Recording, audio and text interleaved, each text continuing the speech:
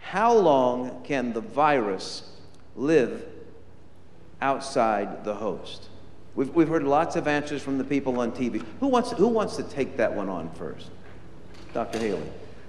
Well, in laboratory experiments, it can live on a dry surface for several hours, and in a pool of blood or vomitus or diarrhea, as long as it's wet, it can live several days. But we believe that that's not very important in the spread of this disease. And the reason we say this is the epidemiology in Africa, where this has been an epidemic disease, has been very clear. There are only 3 groups of people who get it.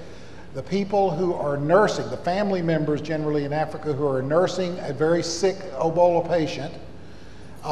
If they go to a hospital, the hospital workers who are taking care of them and don't have the equipment and the wherewithal to protect themselves, they get it.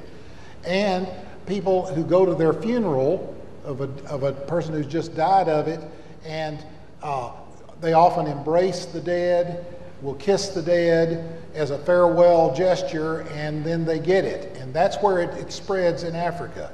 And it doesn't spread, if we're airborne, we would see it in crowds who are unrelated to the dead, to the sick people, but we don't. And everything we've seen in Dallas here supports that same idea that the only way you can get it is by touching the wet secretions, the wet body fluids of a person who's actually sick with Ebola, who's low sick with Ebola.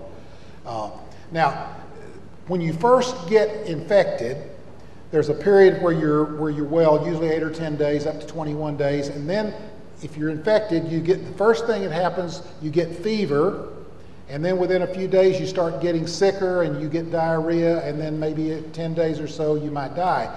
We know that when you first before you get the fever, the blood tests are all negative.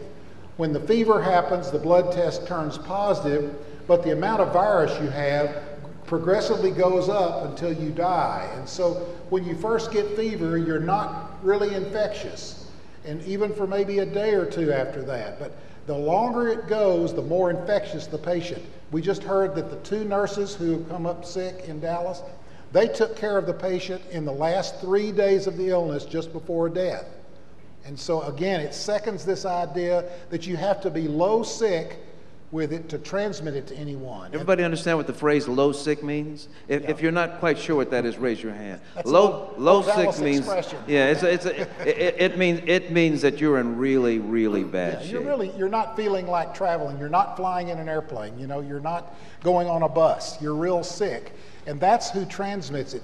So these principles I just outlined, if you understand those, all the other questions we're going to answer will flow from those principles. That is, so therefore a person who is well, but maybe they're going to get sick a week from now or 2 days from now, but if they're not sick, don't have fever yet, they can't transmit it. So you don't have to worry about flying in an airplane or being on a bus with somebody like that. If they're not sick, you're not going to get anything from them.